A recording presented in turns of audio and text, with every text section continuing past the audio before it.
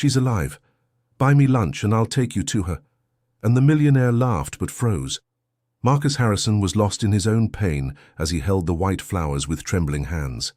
6 months ago, his life had completely collapsed when he lost the most important person in his existence, and now he visited that place every day, seeking some kind of comfort that never came.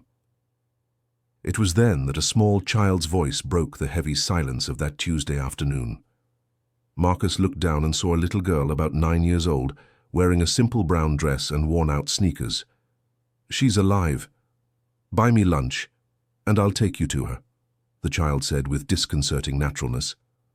Marcus laughed bitterly, an empty laugh that echoed among the cemetery trees. Just another street kid trying to pull some scam, taking advantage of his vulnerability. But when his eyes met the girl's determined gaze, something inside him froze. "What did you just say?" he whispered, still holding the flowers against his chest. "The lady in the photo there on the tombstone. I saw her yesterday at Mrs. Dorothy's little market, over in the St. Francis neighborhood. She was buying headache medicine and asked Mr. Walter if he knew someone named Marcus." The girl replied with a seriousness that didn't match her age. Marcus's heart began beating so hard, he was sure he would faint right there. That couldn't be true. He had seen Jennifer's body at the hospital. He had organized the wake. He had attended the burial.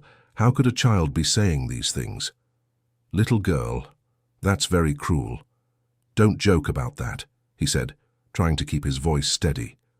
"I'm not joking." The lady was wearing a blue scarf on her head, but I recognized her by the mark she has here on her neck. The girl pointed to her own neck, indicating the left side. A little mark, like a crescent moon. Marcus felt his legs weaken. Jennifer had exactly that birthmark on her neck. It was something only very close people knew about, since she always made sure to hide it with makeup or scarves. "How do you know that?"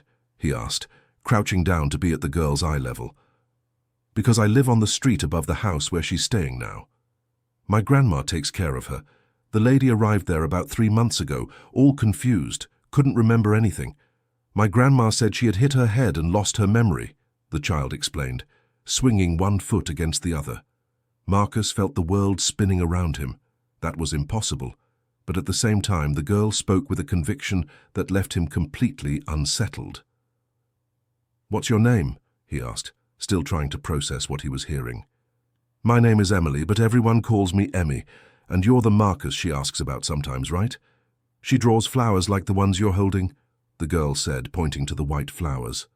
The flowers fell from Marcus's hands. Jennifer had been obsessed with white chrysanthemums since childhood.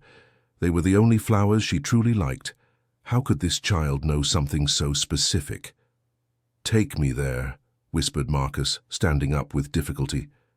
"Lunch first. I haven't eaten anything since yesterday," said Emmy, crossing her thin arms. Marcus looked at the girl and felt a mixture of desperation and hope that was leaving him completely confused. If there was the slightest possibility that Jennifer was alive, he would do anything to find out. "All right, let's get something to eat first," he agreed, taking the child's small hand. As they walked toward the cemetery exit, Marcus couldn't stop looking back at the headstone where his wife's name was written. 6 months of mourning, 6 months of daily visits to that place, 6 months thinking his life was over. And now a child appeared saying that all of that was a lie. They entered a simple snack bar near the cemetery. Emmy ordered a sandwich, French fries, and soda, eating with a hunger that broke Marcus's heart. While the girl satisfied her hunger, he tried to organize his thoughts. "Emmy, tell me everything you know about the woman at your grandmother's house," asked Marcus, leaning over the table. "Grandma Dorothy said she showed up one early morning, all hurt and confused. She didn't remember her own name, didn't know where she lived, nothing. Her clothes were expensive, but they were all torn." Emmy spoke between bites of her sandwich. "And how did your grandmother know she should take care of her?" "Grandma always helped everyone in the neighborhood. When someone is in need or sick, it's to her house that people go. She's taken care of addicts, people who've been beaten, abandoned children. Everyone knows Grandma Dorothy," the girl explained with pride in her voice. Marcus felt a pang in his chest. If Jennifer was really alive and with amnesia, it made sense that she would have been taken in by someone with a kind heart, like Emmy's grandmother seemed to be. And she really doesn't remember anything. Sometimes she remembers little bits. She talks about flowers, about a house with a garden, about someone named Marcus. Yesterday she woke up crying and saying she had to go back home, but when Grandma asked where home was, she couldn't answer. Emmy took a sip of her soda. Marcus's heart was beating so fast that he had to hold onto the table to keep from falling off the chair. All those details made sense. Jennifer always had a special connection with flowers. They lived in a house with a huge garden, and obviously she would remember his name. Dear listener, if you're enjoying the story, take a moment to leave a like, and especially subscribe to the channel. It really helps us who are just starting out. Now continuing. Emmy, are you absolutely sure it's her? Asked Marcus, holding the girl's hands. Yes, I am. When I saw the photo on the tombstone, I recognized her right away. It's the same person who's at our house, only now she's thinner and her hair is a bit different, the child replied with conviction. Marcus paid the bill with trembling hands and followed Emmy through the streets of the St. Francis neighborhood. It was a simple area, with small, colorful houses, very different from the upscale district where he lived. As they walked, the girl told more details about Jennifer's routine at her grandmother's house. She likes to be in the backyard watering the plants. Grandma said she has a knack for it, that the flowers look prettier when she takes care of them. And she sings softly while she does things, some songs that nobody knows, commented Emmy, hopping over some potholes on the sidewalk. Marcus stopped walking. Jennifer always hummed while tending to the garden. It was a habit she'd had since childhood, according to her mother. Made-up songs, melodies she created on the spot. How could that girl know something so intimate? What kind of songs does she sing? He asked, trying to control the emotion in his voice. Emmy stopped and began to hum a soft, melancholic melody. Marcus felt his legs weaken again. It was exactly the kind of song Jennifer used to make up, a simple melody, but full of feeling, that she would often sing when she was happy or calm. That's how she sings, said Emmy, stopping her humming. My God, whispered Marcus, leaning against a pole to keep from falling. They arrived at a steep street, with simple but well-kept houses. Emmy pointed to a yellow house with a small front yard full of colorful flowers. It's there. Grandma must be making lunch now. She always cooks for everyone, the girl said, quickening her pace. Marcus felt his stomach churn. If Jennifer was really inside, how should he react? How to explain the last 6 months? How could he tell her he thought she was dead? Emmy, wait a moment, he called, stopping on the sidewalk in front of the house. What is it, Uncle? If she is really in there, she won't recognize me, right? Because of the amnesia. I don't think so. She doesn't recognize anyone, only remembers little bits sometimes, the girl replied honestly. Marcus took a deep breath, trying to prepare himself for what he might find. 6 months of mourning could be about to turn into the greatest miracle of his life, or the cruelest thing anyone had ever done to him. Let's go in, he finally said, following Emmy through the small wooden gate. The front yard was full of well-kept plants. Marcus recognized some of the species Jennifer grew at home: roses, gerberas, begonias. His heart raced. A coincidence was one thing, but this was starting to be too many coincidences. Emmy knocked on the green-painted wooden door. Grandma Dorothy, I'm here, and I brought a visitor, the girl shouted. The door opened and an elderly woman of about 70 appeared, her grey hair tied in a bun, wearing a floral apron. Her eyes were kind, but showed some suspicion upon seeing Marcus. Good afternoon, ma'am, Marcus greeted, tipping an imaginary cap from his head as a sign of respect. Good afternoon, young man. How can I help you? Replied Mrs. Dorothy, wiping her hands on her apron. Grandma, this is Marcus. Remember I told you about the woman who asks for a Marcus? It's him, said Emmy, entering the house as if she owned it. Mrs. Dorothy looked Marcus up and down, assessing him with the caution of someone who had seen a lot in life. So you know our Jennifer? She asked, still keeping some distance. Marcus felt his legs almost give way upon hearing the name. It was her. It couldn't be a coincidence that a woman with the same name, same appearance, and same habits was there. Yes, I do, Mrs. Dorothy. Jennifer is my wife, Marcus stammered, trying to find the right words. Your wife? The elderly woman asked, surprised. But she doesn't wear a wedding ring and never mentioned a husband. Marcus looked at his own left hand. where he still wore his wedding ring.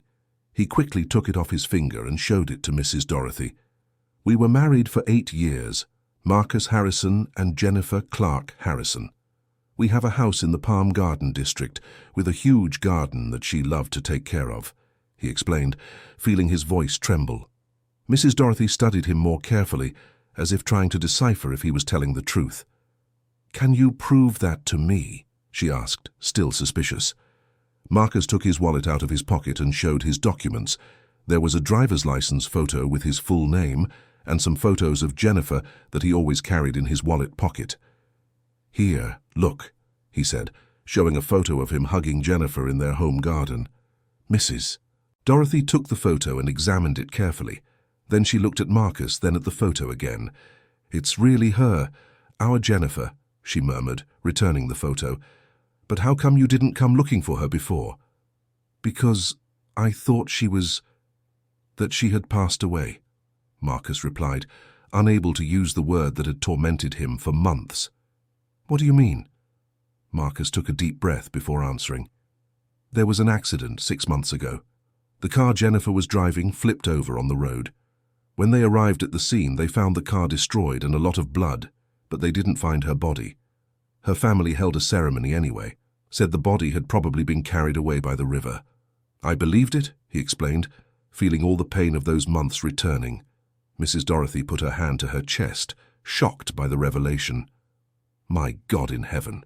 "And she arrived here about 3 months after that, all injured and without her memory," she said, starting to connect the dots. "Where is she now?"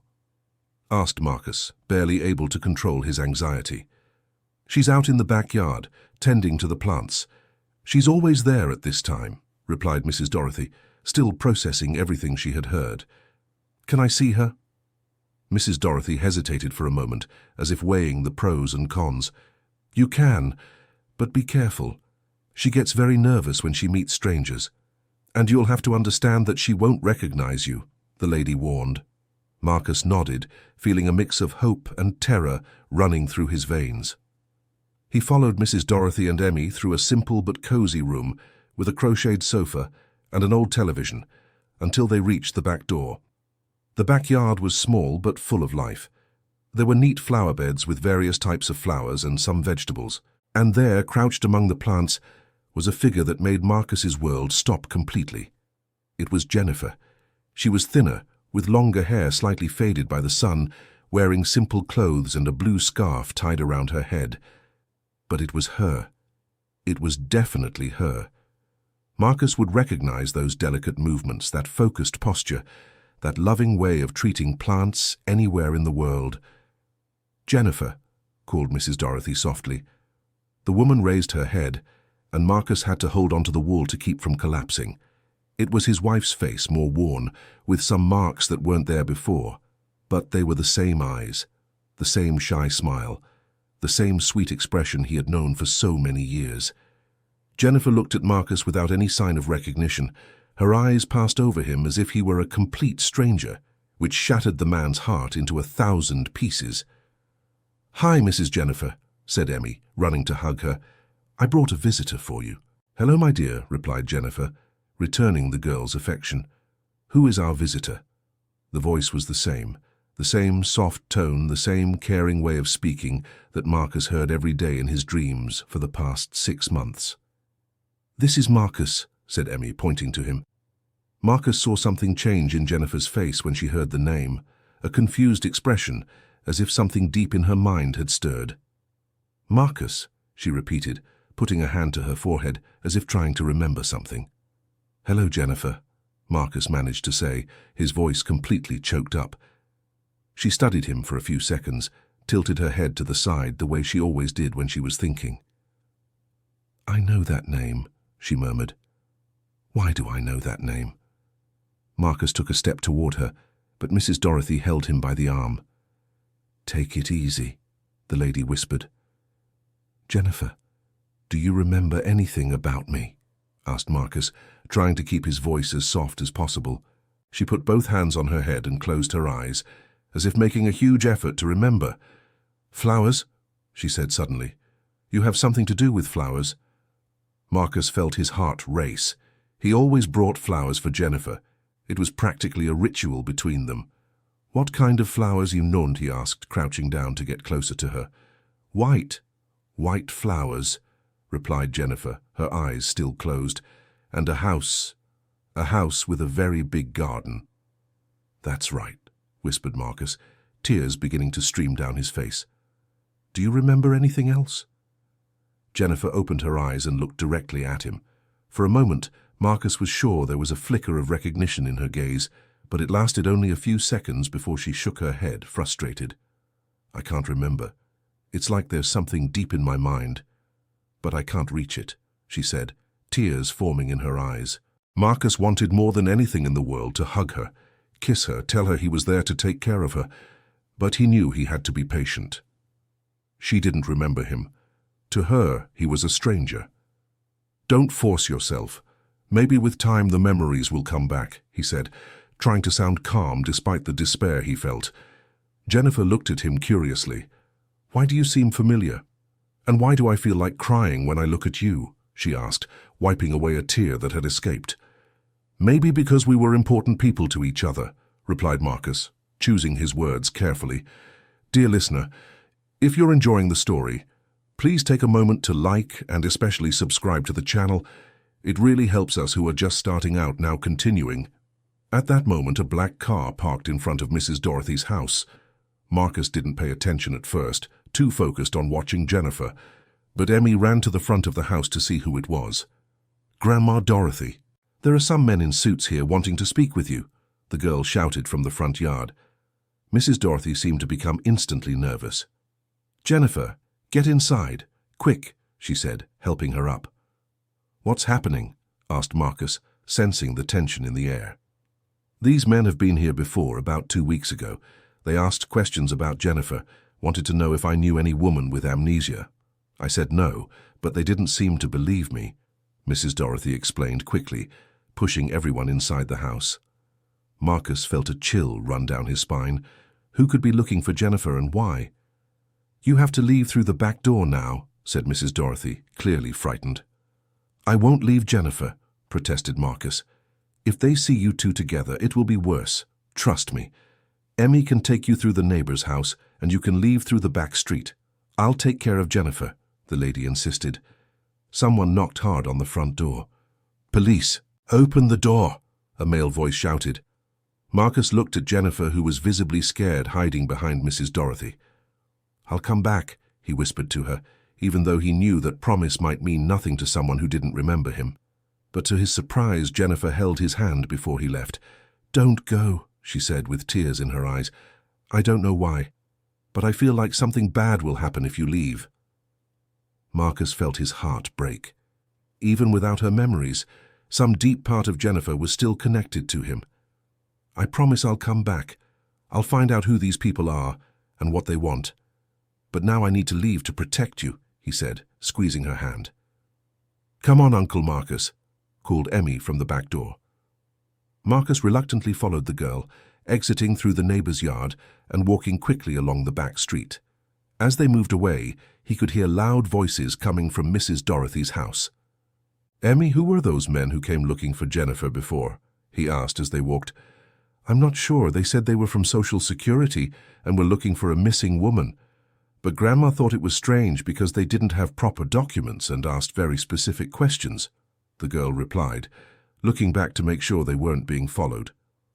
"What kind of questions?"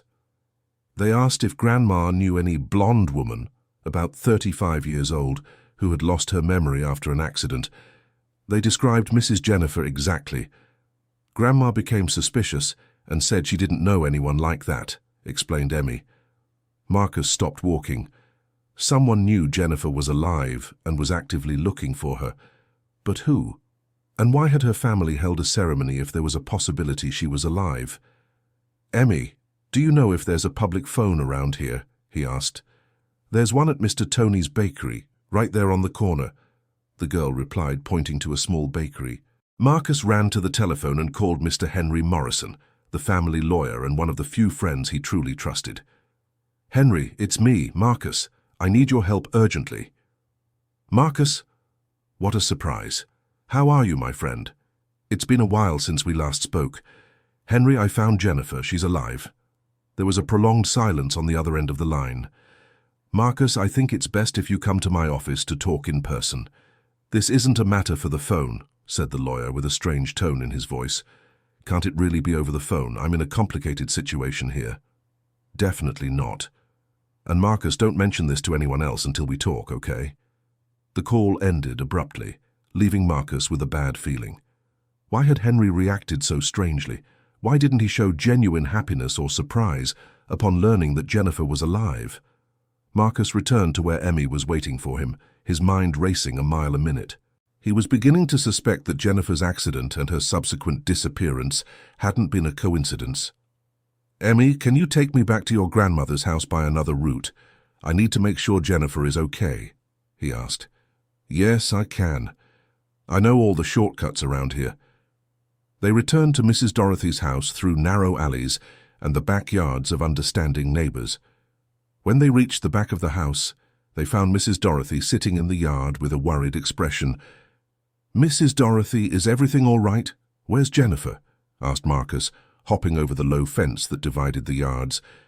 They took her, the elderly woman replied, tears in her eyes. Marcus felt his world collapsing once again. What do you mean they took her? Who were those men? They said they were from social services, and that they had received a report that I was keeping a person with mental issues without proper medical supervision. They showed some papers I didn't really understand and said she needed to be admitted for evaluation, explained Mrs. Dorothy, wiping her face with her apron. Where did they take her? They said it was to a rehabilitation center, but they didn't give the address. They only said they would contact us when they had news. Marcus started pacing in circles, trying to think. This definitely wasn't a coincidence. Someone knew where Jennifer was and wanted to keep her away from him. Mrs. Dorothy, do you remember any details about those men? License plates, names, anything? The one who spoke more had a small scar here on his face, she said, pointing to her own left cheek. And the car was black, but I didn't look at the plate. Marcus tried to remember if he knew anyone matching that description, but nothing came to mind. Emmy, did you see anything else? Yes, I did. The man with the scar spoke on the phone before entering the house. He said this. We've found her. Confirm with the family that everything is under control, the girl replied. Marcus's stomach churned. Confirm with the family. That meant Jennifer's family was involved in her disappearance. But why? Marcus began mentally reconstructing the events of the last 6 months. Jennifer's accident had happened on a Thursday night when she was returning from a medical appointment. The next day, her sister-in-law Helen had shown up at the hospital saying the body hadn't been found but was probably swept away by the river. He had been so devastated by the news that he didn't question anything. He accepted everything the family said, participated in the farewell ceremony, signed the documents they put in front of him. And all that time Jennifer was alive but with amnesia, being cared for by a simple family who had taken her in out of pure kindness. Mrs. Dorothy, when Jennifer first arrived here, did she say anything about how she got hurt? She barely spoke in the first few days. She just cried and said her head hurt a lot. She had some episodes, screamed that someone had hurt her, but since she had no memory, I thought they were delusions from the blow, the lady replied. What kind of episodes? She would shout things like, they pushed me, it wasn't an accident. But soon after, she'd get confused again, and didn't remember saying that. Marcus felt anger growing in his chest. It was starting to become clear that the accident hadn't been accidental. Someone had tried to hurt Jennifer, and now that same person or people were trying to keep her away from him. I have to find her, said Marcus, more to himself than to the others. How? We don't even know where they took her, said Emmy. Marcus thought for a few minutes. He needed help, but he didn't know who to trust. If Jennifer's family was involved, he had to be very careful. Mrs. Dorothy, may I use your phone? Of course, my boy. Marcus called the only private detective he knew, Paul Anderson, a former police officer who had worked on some cases for his company. Paul, it's Marcus Harrison. Remember me? Of course, Marcus. How are you? I'm so sorry for the loss of your wife. That's exactly why I'm calling. Jennifer is alive, Paul. What do you mean? Marcus quickly told the detective the whole situation, from meeting Emmy to Jennifer's kidnapping by the fake agents. This is very serious, Marcus. If what you're telling me is true, we're talking about kidnapping, document forgery, possibly attempted murder. You need to go to the police. I can't go to the police yet. If her family is involved, they have the resources to cover up any investigation. I need evidence first. What do you want me to do? I need you to investigate the accident from 6 months ago. Something doesn't add up in the official version, and I need you to try to find out where they might have taken Jennifer. I'll need a few days, but I can help. Where are you now?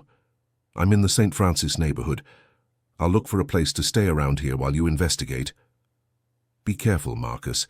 If they really tried to kill your wife once, they won't hesitate to do it again.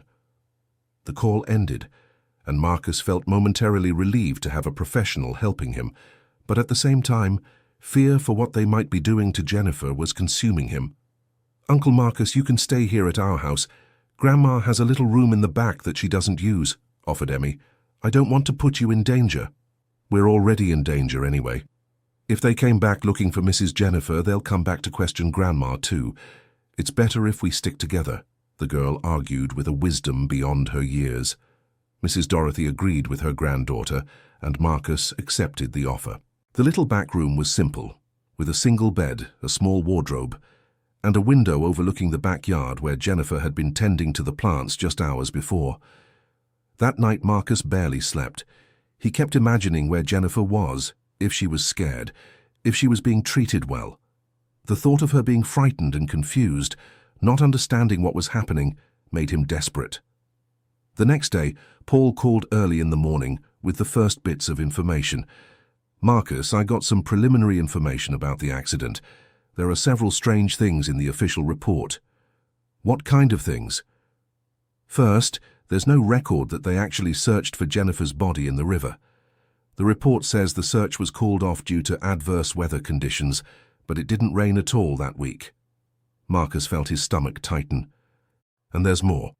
I found out that your sister-in-law Helen transferred 500,000 Rs to an offshore account 3 days after the accident, Paul continued. 500,000. Where did she get that money? From Jennifer's life insurance. She managed to expedite the process by claiming there were witnesses to the accident and enough evidence that her wife had passed away. Marcus needed to sit down. Helen had literally profited from Jennifer's disappearance. Paul, is this enough proof that she's involved? It's a strong indication, but we need more evidence to build a solid case. And Marcus, there's one more thing. I found out there's a private rehabilitation center on the outskirts of the city that belongs to a business group your sister-in-law is a partner in. Do you think that could be where they took Jennifer? It's a possibility. I'll try to confirm, but I can't get too close without raising suspicions. After hanging up, Marcus shared the information with Mrs. Dorothy and Emmy.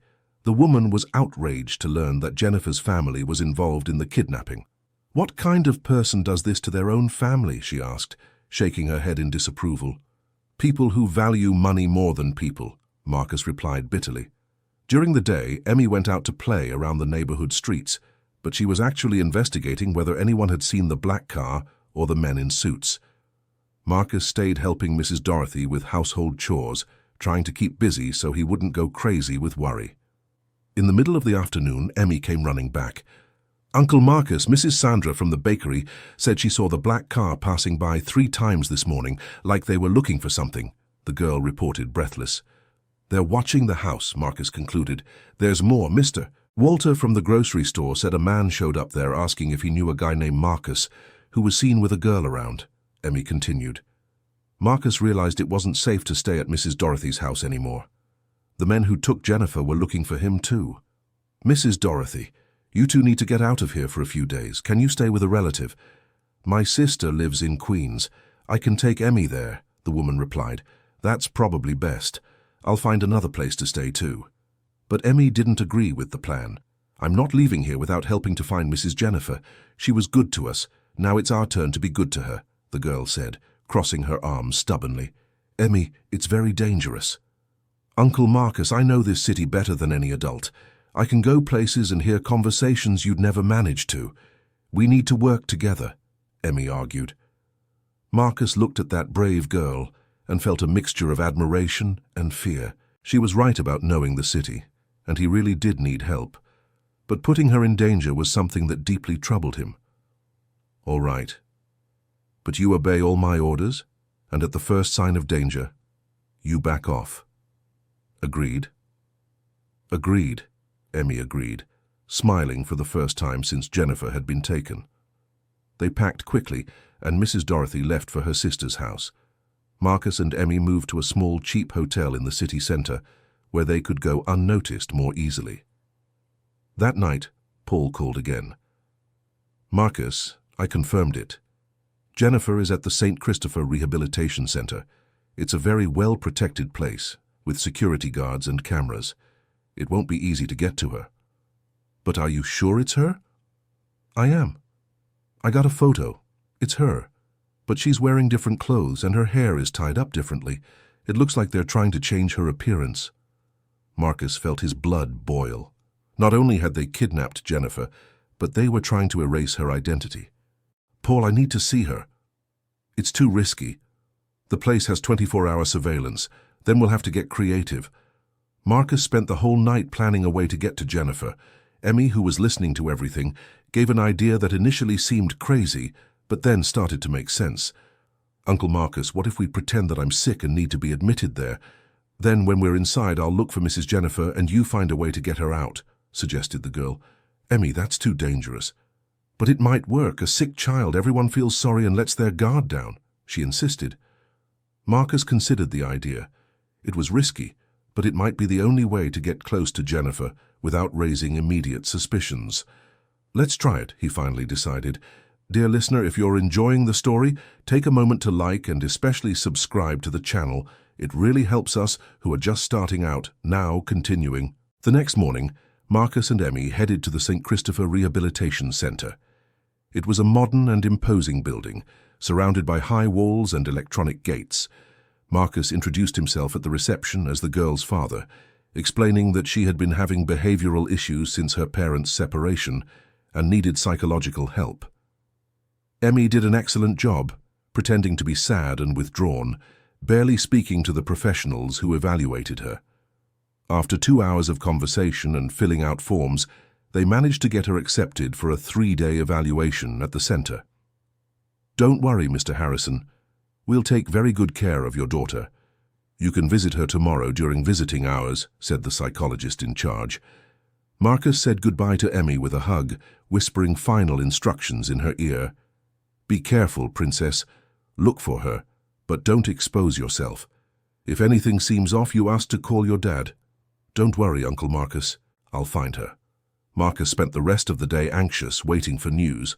Paul continued investigating Helen's financial movements and uncovering more evidence of the scheme. The next day, during visiting hours, Marcus returned to the center. Emmy was in a common room with other children but managed to discreetly approach him. "I found her, Uncle Marcus," whispered the girl during the hug. "Where?" "Restricted wing, 3rd floor. She's in a room alone, and there's always a nurse watching. But I managed to talk to her quickly when the nurse left to get medicine." "How is she?" "Confused and scared. She said she doesn't understand why she's locked up, that she wants to go back to Grandma Dorothy's house. I told her you were working to get her out." Marcus felt his chest tighten. Jennifer was being held against her will, probably being medicated to maintain her mental confusion. "Did you get any more information?" "Yes. I heard a nurse on the phone saying that the family authorized the experimental treatment and that she can't have contact with the outside until the process is complete." Marcus felt his blood run cold. Experimental treatment. What kind of thing were they doing to Jennifer? "Emmy, you need to get out of there today. It's getting too dangerous." "No, Uncle Marcus. Tonight there's a nursing shift change. I'll try to get closer to Mrs. Jennifer's room and find out more things." Marcus wanted to protest, but he knew Emmy was his only chance to discover what was really happening to Jennifer. "Be very careful, Emmy. If anything goes wrong, you scream really loud and make up any story." That night, Marcus stayed awake in the hotel, pacing back and forth, imagining what was happening at the rehabilitation center. Around 2 in the morning, his phone rang. "Hello?" "Uncle Marcus, it's me," whispered Emmy. "I managed to get to Mrs. Jennifer's room." "How is she?" "Sleeping because of the medication, but I managed to wake her up a little. She recognized my voice and asked about you." Marcus felt tears in his eyes. "Is she physically well?" "I think so. But she said something that worried me. She said the head nurse mentioned that tomorrow she'll start a new treatment that will make her completely forget the past." Marcus felt total panic. They were planning to completely erase Jennifer's memory. "Emmy, can you get her out of there?" "Not alone. There are guards at the restricted wing's door. But I found out something important. There's an emergency door at the end of the third-floor corridor that leads to the fire escape. If you can reach it from the outside—" "I understand. I'll try to climb up the fire escape while you distract the guards." "There's one more thing, Uncle Marcus. I heard the security chief talking on the radio. They know you're in town and are looking for you. They said family orders are to not let you get near the patient no matter what." Marcus began devising a desperate plan. He would need Paul's help to create some kind of distraction to draw the guards away from the building while he tried to rescue Jennifer through the fire escape. "Emmy, what time do they give the sleeping medication?" "Around 9 at night. After that, Mrs. Jennifer gets very drowsy until morning. Then we'll have to act before 9. Listen, you're going to pretend you're feeling sick. Ask to call your father and say you have to leave there today. I'll be waiting in front of the building." "What if they don't let me leave?" "Then you make the biggest scene of your life until someone calls real social services. With luck, that'll cause enough confusion for me to reach Jennifer." The next morning, Marcus called Paul and explained the plan. "Marcus, this is crazy. If you're caught, you could be charged with breaking and entering, kidnapping, several things." "Paul, they're trying to erase my wife's mind. I can't wait any longer." "All right, I'll create a distraction in front of the building. At 5 in the afternoon, I'll arrive there with a fake search and seizure warrant. That should keep security busy for at least 15 minutes until they figure out it's fake." 15 minutes should be enough. Marcus spent the day studying the building's structure and planning the escape route. He discovered that the fire escape led to a back parking lot, from where it would be easier to leave unseen. At 5 o'clock sharp, Paul arrived at the St. Christopher Rehabilitation Center with fake documents and 2 men dressed as court officers. Marcus, hidden across the street, saw several guards gathering at the reception to deal with the situation. It was his chance. He ran to the back of the building and started climbing the fire escape. The 3rd floor seemed incredibly high, and Marcus, who hadn't exercised in years, was panting when he finally reached the corridor window.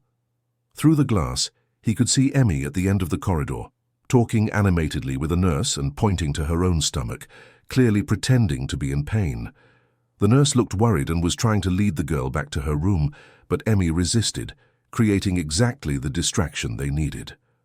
Marcus forced the emergency stairwell window, which wasn't locked, thank God, and entered the corridor. There was only one guard at the restricted wing's door, and he was distracted trying to understand what was happening with Emmy. Marcus approached silently from behind and grabbed the guard's arm, pressing a pressure point Paul had taught him to render a person unconscious for a few minutes. The man passed out without making a sound. Marcus took the keys and ran toward the rooms. There were about 10 doors, but only one had extra reinforcement and a medical plaque hanging. It had to be Jennifer's room. He opened the door with trembling hands and found Jennifer lying in a hospital bed, connected to various equipment. She was awake but seemed to be under the effect of sedatives. "Jennifer," whispered Marcus, rushing to the bed. She turned her head slowly, and, even under the medication, her eyes lit up upon seeing him. "Marcus," she murmured with difficulty, "you came." "Yes, my love, I came." "I'm getting you out of here now," he said, starting to disconnect the equipment. "I can't leave. They said I'll forget everything if I leave here," said Jennifer, fighting against the effects of the sedation. "That's a lie, Jennifer. They want you to forget, but I won't let that happen." Marcus helped her up and placed her arm over his shoulders to support her. She was weak, but could walk. "Can you manage stairs?" "I think so," she replied, making a huge effort to stay conscious. They left the room and found Emmy in the hallway, who had managed to get rid of the nurse by pretending the pain had passed. "Mrs. Jennifer," said the girl, running to hug her. "My dear," Jennifer managed to say, returning the affection. "Come on, we have to get out of here quickly," said Marcus, guiding them toward the emergency stairwell window. Going down the stairs with Jennifer weakened was much harder than going up. Marcus practically had to carry her, while Emmy went ahead, checking if the path was clear. When they finally reached the back parking lot, Marcus saw Paul waving from inside a car. "Let's go," shouted the detective. Marcus helped Jennifer into the back seat, and Emmy jumped in beside her. They sped out of the parking lot, hearing sirens approaching in the distance. "We made it," said Marcus, breathing heavily. Jennifer was leaning on Emmy, struggling to stay awake. Every now and then, she looked at Marcus as if trying to remember something. "Marcus, I remember you," she whispered. "Remember what, my love?" "Your voice. When you sing in the shower," she said, giving a faint smile. Marcus felt his heart warm. It was such a small but intimate detail, meaning some memories were coming back. "Where are we heading now?" asked Paul. "To a safe place where she can recover properly," replied Marcus. Paul drove to a private clinic in another city, run by a friend who was a doctor, and agreed to examine Jennifer discreetly. Dr. Franklin Silver was a neurologist and was outraged when he learned that excessive sedatives had been administered to a patient with amnesia. These medications may have significantly delayed her natural memory recovery, the doctor explained after examining Jennifer. "We'll need a few days to clear her system, and then we can start proper treatment." "Will she get her memories back?" asked Marcus anxiously. "It's hard to say. The type of amnesia she has is usually reversible, especially when caused by physical trauma. But the use of these sedatives may have complicated the process." Jennifer stayed at the clinic for 3 days, cared for by a competent medical team, and more importantly, one that truly wanted to help her recover. During this time, Marcus didn't leave her side for a minute. Emmy also visited every day, bringing flowers from the clinic's garden and telling stories about the months she cared for Jennifer at Mrs. Dorothy's house. On the 3rd day, Jennifer woke up more lucid than she had been in weeks. "Marcus," she called, looking for him in the room. "I'm here, my love," he replied, holding her hand. She looked at him for a few seconds, studying his face as if trying to put together a puzzle. You used to bring me flowers every Friday," she said suddenly. Marcus felt tears in his eyes. "That's right. White chrysanthemums." "And you called me Garden Princess when I was tending to the plants," she continued, her voice firmer. "Yes, you remember that?" Jennifer closed her eyes, concentrating. "I remember fragments. It's like I'm watching pieces of a movie. You worked a lot, always came home late. I used to get angry with you for that."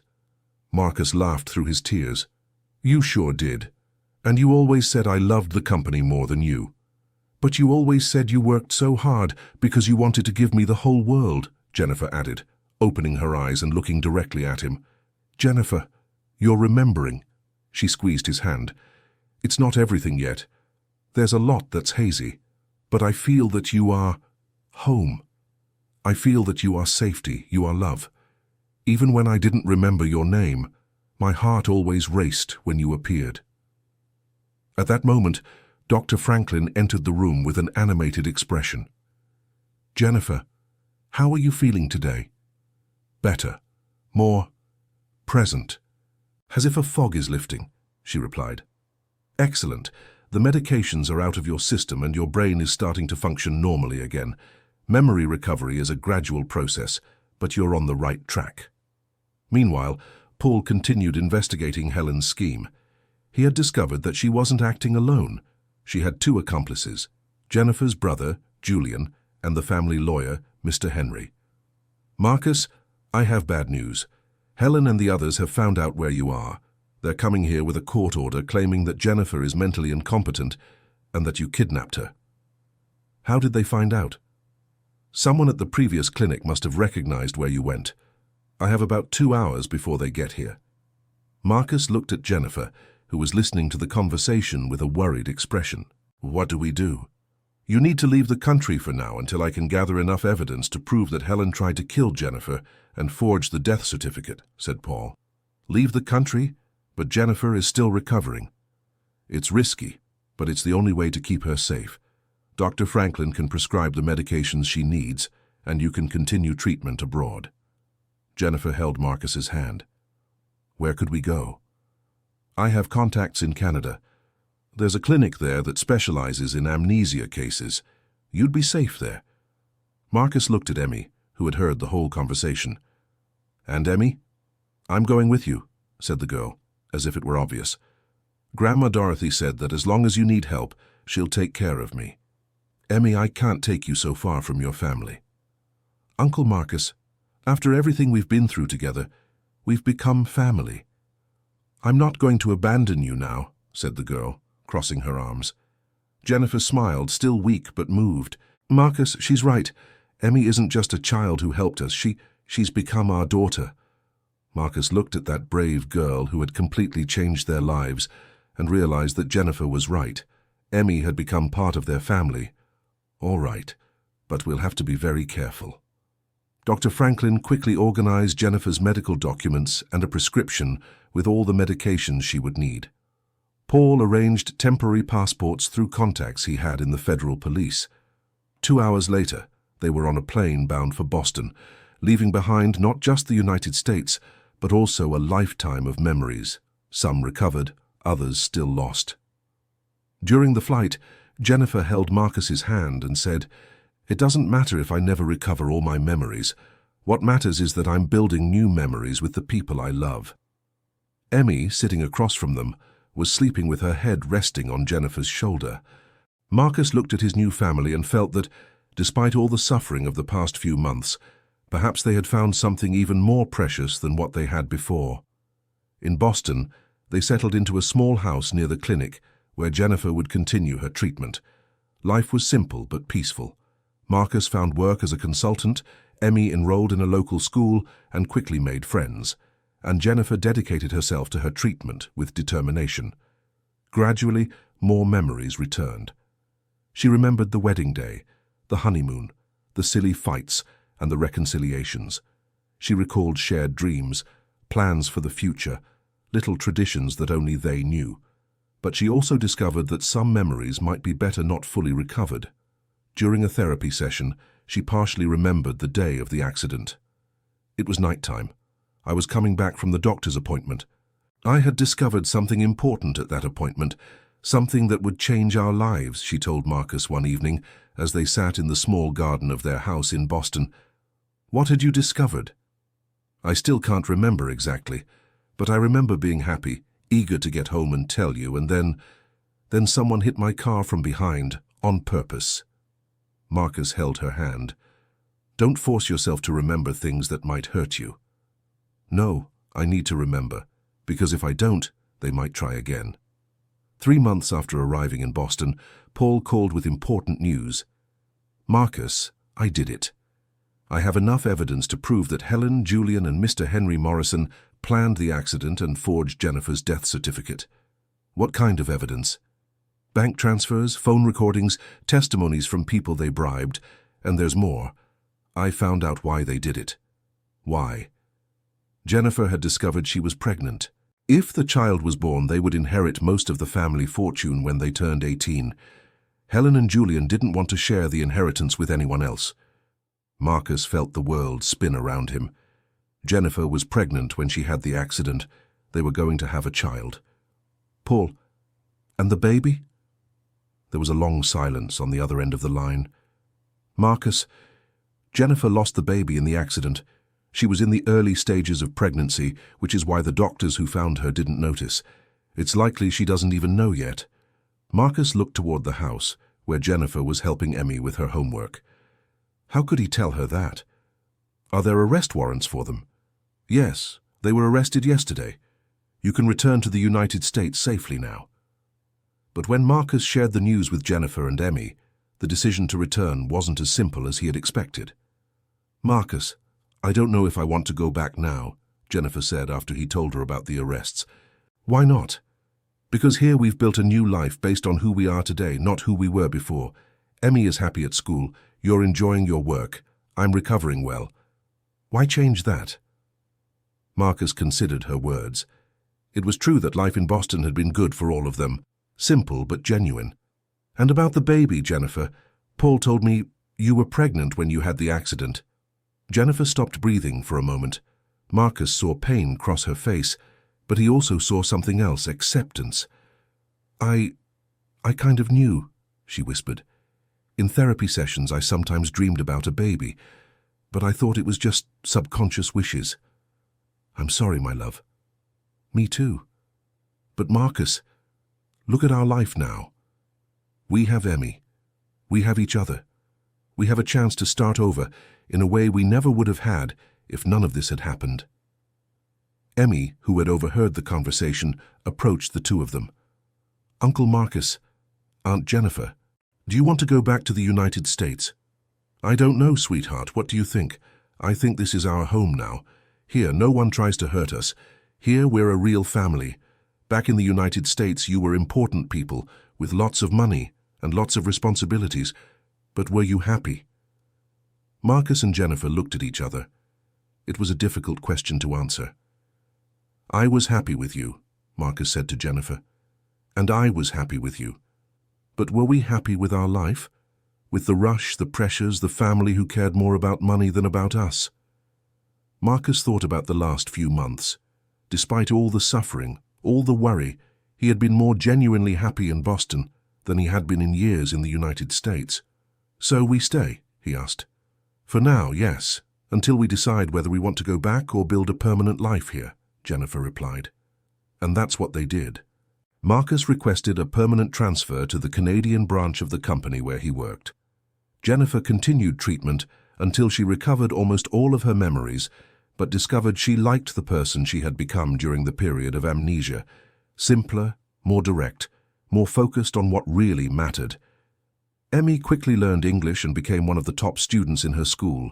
On weekends, the three of them explored nearby towns, visited museums, had picnics in the park. A year later, they made Emmy's adoption official. Marcus and Jennifer remarried in a simple ceremony at a small church in Boston, with Emmy as the maid of honor and Paul as the witness. He had traveled especially for the wedding. Are you sure you don't want to go back to the United States? Paul asked during the celebration. Paul, do you see anything wrong with our life here? Marcus replied, looking at Jennifer dancing with Emmy in the garden of the house where they held the party. Nothing. You seem happier than I've ever seen you. Then why would we change? 2 years later, Jennifer was fully recovered. She had resumed her studies and graduated as a landscape designer, turning her love for plants into a profession. Marcus had opened a small consulting firm that allowed him more time for his family. Emmy was a teenager, speaking fluent English and Spanish and dreaming of becoming a detective like Paul. One Sunday afternoon, the three of them were in the garden of the house they had bought on the outskirts of Boston. It was a small property, but with a plot large enough for Jennifer to create the garden of her dreams. Aunt Jennifer, you never told me how Uncle Marcus asked you to be his girlfriend, said Emmy, who was helping plant new seedlings. Jennifer laughed. It's a funny story. Marcus was so nervous he completely forgot what he had planned to say. It's true. I had rehearsed a beautiful speech for weeks, but when I saw her, all I could say was, do you want? Marcus recounted, imitating his stutter from years ago. And I replied, want what? Water? Food? Being more specific would help, Jennifer added, laughing. Then I said, want to be my girlfriend, and I said, I thought you'd never ask, Jennifer finished. Emmy laughed. You two are so silly, but you get along well being silly together. At that moment, Marcus looked at his family and realized that Emmy had perfectly summed up the secret to their happiness. They got along well being themselves, with all their imperfections and silliness.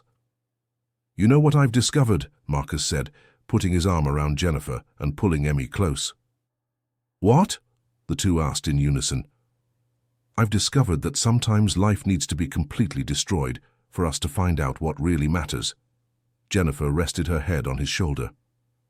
Sometimes I think about what would have happened if Emmy hadn't shown up at the cemetery that day.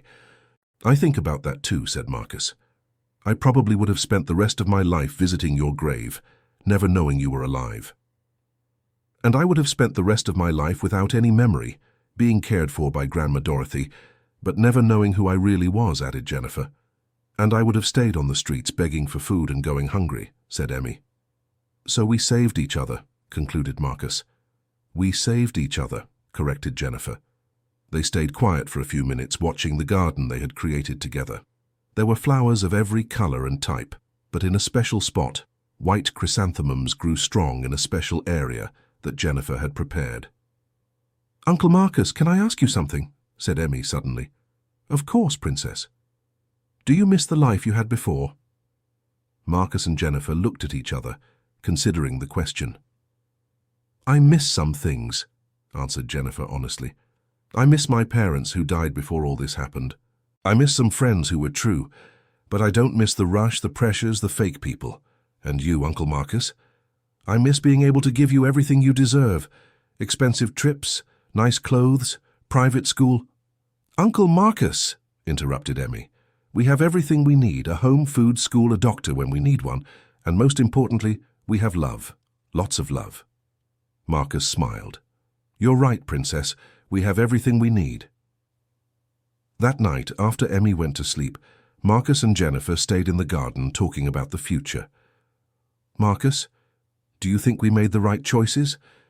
I think we made the only choices possible at each moment, and look where we ended up. That's true. You know what else amazes me about this whole story? What? How a 9-year-old managed to be braver and more determined than any adult we know. Marcus agreed. Emmy taught us that sometimes the most unlikely people are the ones who show up to save us. And that family isn't about blood, it's about love and care. 3 months later, they had an unexpected visitor. Mrs. Dorothy had managed to travel to Canada to see her adoptive granddaughter's new life. My goodness, you all look so well, exclaimed the lady, hugging each of them with tears in her eyes. Emmy has grown so much, so beautiful. During the week Mrs. Dorothy stayed with them, Marcus and Jennifer could see how Emmy had transformed. The girl they met at the cemetery, thin and begging for food, was now a healthy teenager, smart and full of dreams. Grandma Dorothy, look at our garden, said Emmy, taking her grandmother to see every flower bed. It's beautiful, my dear granddaughter. And are you happy here? Very happy, Grandma. Here we are a real family. The night before Mrs. Dorothy returned to the United States, she had a private conversation with Marcus and Jennifer. I want to thank you for taking care of my granddaughter. Mrs. Dorothy, you don't need to thank us. Emmy saved our family. If it weren't for her... I know, my dear, but you gave her a life I could never give. Education, security, a future. You gave her something much more important, said Jennifer. You gave her values, character, kindness. We just added to what you had already planted. Mrs. Dorothy smiled with tears in her eyes. You can rest assured that I completely approve of this family you've formed. After Mrs. Dorothy returned to the United States, life in Boston continued its peaceful routine. Marcus had partnered with a local consulting firm and was gaining recognition for his work. Jennifer had opened a small landscaping studio and was starting to get regular clients. Emmy was preparing for high school and talked about studying international law. 5 years after arriving in Canada, they received a call that would change everything again. It was Paul. Marcus, I have news about Helen and the others. What happened? Helen was sentenced to 15 years in prison for attempted homicide, fraud, and document forgery. Julian got 12 years, and Mr. Henry Morrison lost his license to practice law and was sentenced to 8 years. And the money, most of it was recovered. Marcus, there's a considerable inheritance waiting for you in the United States. The fortune that Helen tried to steal was all returned, with interest and monetary correction. Marcus looked at Jennifer and Emmy, who were listening to the conversation. Paul, I don't think we want this money. What do you mean you don't want it? It's millions of dollars. Because this money represents all the bad things that happened to us. It's because of it that we almost lost each other. Jennifer agreed. Paul, is there any way to donate this money to a charity? There is. But are you sure? Absolutely. We want it to be donated to institutions that care for underprivileged children and for research on amnesia and brain trauma. And for Grandma Dorothy's house, too, added Emmy, so she can help more people like she helped us. Paul was silent for a few seconds. You know you're giving up a fortune that could ensure comfort for the rest of your lives. Paul, said Marcus, we already have comfort. We have each other. We have health. We have a home. We have work. What more do we need? Besides, Jennifer added, money that comes from suffering doesn't bring happiness. All right, I'll arrange the donations as you requested. After ending the call, Marcus asked his family, do you regret the decision? Not at all, Emmy replied immediately. Imagine if we become rich again and have the same problems as before. Besides, said Jennifer, our wealth isn't money. Our wealth is this, what we've built together. 1 year later, they received thank you letters from the institutions that had received the donations. One of the letters was from a rehabilitation center for people with amnesia that had been built with part of the donated money. Dear donors, Jennifer read aloud, thanks to your generosity, we have already helped over 100 families reunite after brain traumas. The Jennifer Clark Harrison Center is saving lives every day. They put your name on the center, said Marcus, moved. It's a way to ensure our story helps others, replied Jennifer. That same year, Emmy turned 18. At her birthday party, in a Portuguese steakhouse they had rented, she gave a speech that moved everyone. When I was little, I thought family was only those born together. Then I thought family was those who lived in the same house. But today I know that family is those who choose to stay together, even when everything is difficult. She looked at Marcus and Jennifer. You taught me that true love is the kind that builds, protects, and cares. And you taught me that sometimes the best things in life come from the worst moments. Marcus stood up to hug her. Emmy, you saved our family. No, Uncle Marcus, we saved each other. You gave me a family. I helped you find each other again. It was an exchange. The best exchange of our lives, said Jennifer, joining the hug. 2 years later, Marcus was in the garden when he received a call he wasn't expecting. It was Dr. Franklin, the doctor who had cared for Jennifer during her initial recovery. Marcus, I hope you're doing well. I'm calling because I have a proposal. What kind of proposal? I'm organizing an international conference on amnesia and brain trauma. I'd like to invite you to share your story. It could help many professionals and families. Marcus discussed the invitation with Jennifer and Emmy. After much debate, they decided to accept, but with one condition. They wanted part of the time dedicated to speaking about the importance of families who take in vulnerable people. The conference took place in Washington, D.C., and it was the first time they returned to the United States after 7 years. Their presentation was a success, but the most emotional moment came when, at the end, an elderly lady approached the stage. It was Mrs. Dorothy. "Grandma!" shouted Emmy, jumping off the stage to hug her grandmother. "My little granddaughter! How beautiful you look, now a law school graduate." Marcus and Jennifer came down from the stage to greet Mrs. Dorothy, who was accompanied by a young woman about 25 years old. "This is Marina," introduced Mrs. Dorothy. "She's another granddaughter I adopted, just like you adopted Emmy." Marina had gone through a situation similar to Jennifer's. She had an accident, suffered amnesia, and was taken in by Mrs. Dorothy. The difference was that she managed to recover her memories completely and now worked as a social worker, helping other people in similar situations. "Mrs. Dorothy," said Marcus, "you've saved more lives than any doctor I know." "I don't save anyone, my dear. I just open my door and let love do the rest." During their stay in the United States, they visited the Jennifer Clark Harrison Center that had been built with the donation money. It was a modern and welcoming place where families found support to deal with brain trauma and memory loss. "It's moving to see our story helping other people," said Jennifer, observing a family therapy session. "You know what I find most beautiful?" said Emmy. "It's that our pain has turned into hope for others." On the last day of the trip, they visited the cemetery where everything had begun. Marcus brought white chrysanthemums, as he had done for so many years. "It's strange to come back here," he said, standing before the headstone that still bore Jennifer's name. "Why did you still bring flowers?" asked Emmy. "Because a part of our story is buried here. The Jennifer who died that day really did die.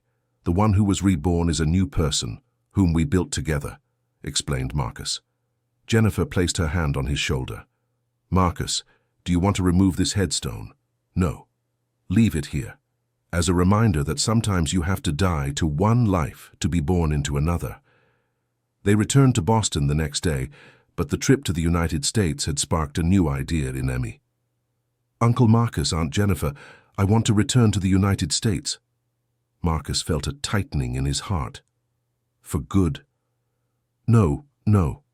To get a master's in human rights and work for a few years at the center named after Aunt Jennifer. I want to help other families like Mrs. Dorothy helped us." Marcus and Jennifer looked at each other. It was natural for Emmy to want to follow her own journey, but the thought of being far from her was painful. "Are you sure?" asked Jennifer. "I am. But it's not a goodbye. It's just a temporary separation. You gave me roots, now I need to grow and help others." "And you have our blessing," said Marcus, hugging his daughter. "You've learned the lessons about helping others well." A year later, Emmy moved to the United States to pursue her master's at Georgetown University. Marcus and Jennifer visited her every 3 months, and she spent all her holidays in Boston. During one of these visits, Emmy shared news that moved her parents deeply. "Uncle Marcus, Aunt Jennifer, I want to tell you something." "What is it, Princess?" "Do you remember Dr. Franklin, who took care of Aunt Jennifer?" "Of course." "Why?" Emmy smiled timidly. "We're dating."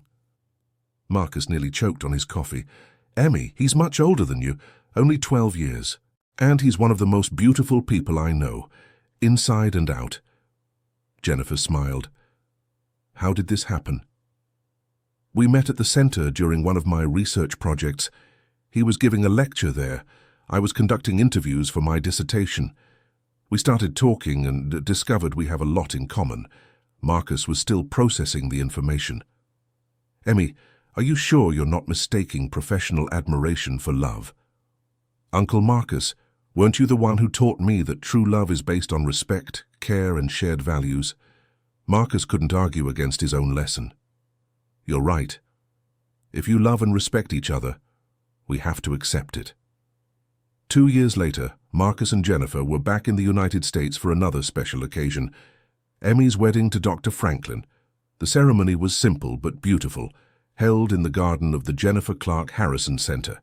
Mrs. Dorothy was Emmy's matron of honor, and Marcus walked her down the aisle. During her speech, Emmy said, "I learned from my family that sometimes the most important people in our lives aren't those we're born knowing, but those we choose to love. Franklin, I choose to love you today and every day." Marcus was crying so hard that Jennifer had to lend him a handkerchief. "Why are you crying so much?" she whispered. "Because our girl found someone who will take care of her the way she deserves." After the wedding, Marcus and Jennifer returned to Boston, but now the house felt strangely empty without Emmy. "I miss her," Jennifer said one evening. "Me too, but she's happy. She's building her own life." "And us? What do we do now?" Marcus thought about the question. They were in their 50s, professionally established, financially comfortable. What would be the next chapter? How about we take this opportunity to travel, visit places we've always wanted to see? "You'd really be willing to do that?" "Jennifer, I've learned that life is too short to postpone happiness." And that's what they did. They spent a year traveling through Europe, experiencing different cultures, trying new foods, learning languages. Marcus discovered he had a passion for photography. Jennifer fell in love with international cuisine. When they returned to Boston, they brought a new perspective on life. "You know what I discovered on these trips?" Marcus said one evening. "What?" "That no matter where we are in the world, as long as we're together, anywhere becomes home." "That's true. But you know what I discovered?" "What?" "That after everything we've been through, we deserve to be ridiculously happy." 3 years later, they received a call from Emmy with news that moved them deeply. She was pregnant. "You're going to be grandparents," she announced, beaming. Marcus and Jennifer looked at each other and began crying with joy. "When is it due?" asked Jennifer. "In 6 months, and we've already chosen the names. If it's a girl, she'll be named Helen Dorothy in honor of both grandmothers. If it's a boy, it'll be Robert Franklin. Marcus couldn't speak for several minutes, too emotional. Do you want us to come there when the baby is born? Of course. We want you to be close to your grandchild. 6 months later, Marcus was in the waiting room of a maternity ward in Washington, D.C., pacing nervously back and forth. Jennifer tried to calm him, but she was anxious too. When Dr. Franklin came out of the delivery room with a huge smile on his face, Marcus nearly fainted. It's a girl. Helen Dorothy was born weighing 7 pounds exactly, perfectly healthy. Marcus and Jennifer got to hold their granddaughter just minutes later. The baby was a perfect blend of Emmy and Franklin, with her mother's large, expressive eyes. "Hi, Helen Dorothy," whispered Marcus. "I'm your Grandpa Marcus." The baby gripped his finger tightly, as if she already knew this man was special. "She already has her mother's determined personality," joked Dr. Franklin.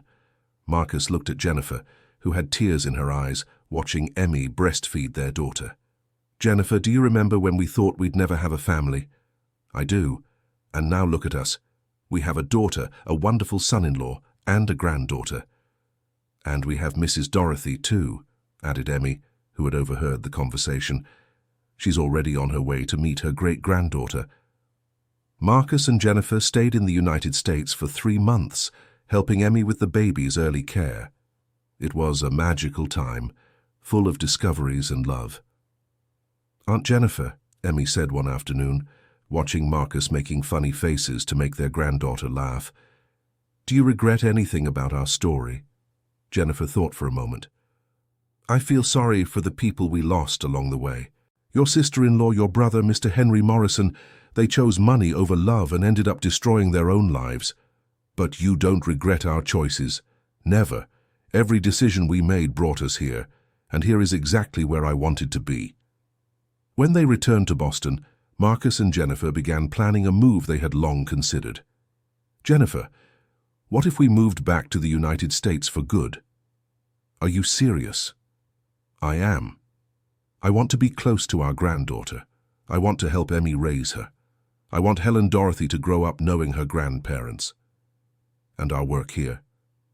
We could set up something similar in the United States, or volunteer at the center, or do anything, as long as we're near family. Marcus, are you sure? Isn't this just homesickness that will pass? Jennifer, I'm 60, you're 58. If we don't do this now, when will we? A year later, Marcus and Jennifer were back in the United States, living in a simple but comfortable house near where Emmy and Dr. Franklin lived with Helen Dorothy. Marcus had opened a small consulting firm in Washington, D.C. Jennifer worked as a volunteer at the center, creating therapeutic gardens for the patients. And every day, without exception, they spent a few hours with their granddaughter.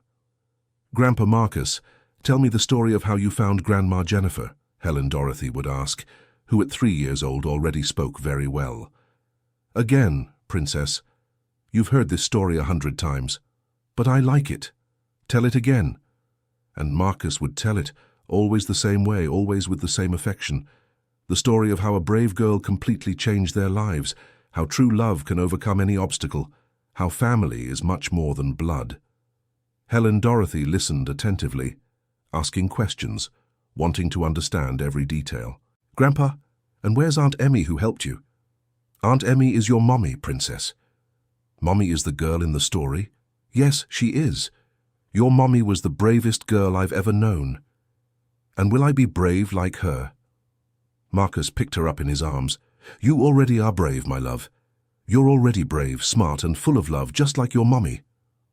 One Sunday afternoon, 5 years after returning to the United States, Marcus was in the backyard playing with Helen Dorothy when Jennifer arrived with a strange expression.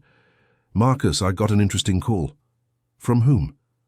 "From the center's director. He wants to offer you a job." "What kind of job?" "Family support coordinator. It would be to guide families going through situations similar to ours." Marcus considered the proposal. At 65, he still felt capable of working and liked the idea of helping other people. "What do you think?" "I think it would be perfect for you. Who better to guide these families than someone who went through the same thing?" Marcus accepted the job and quickly became one of the most respected people at the center. His approach was different from other professionals. He didn't just offer technical guidance but shared hope based on real experience. "Mr. Marcus," said a woman during one of the support sessions, "my husband had an accident and lost his memory. I don't know if I'll be able to care for him. Ma'am, I can assure you that you can, and more than that, you might discover a love even deeper than what you had before." "How can you be so sure?"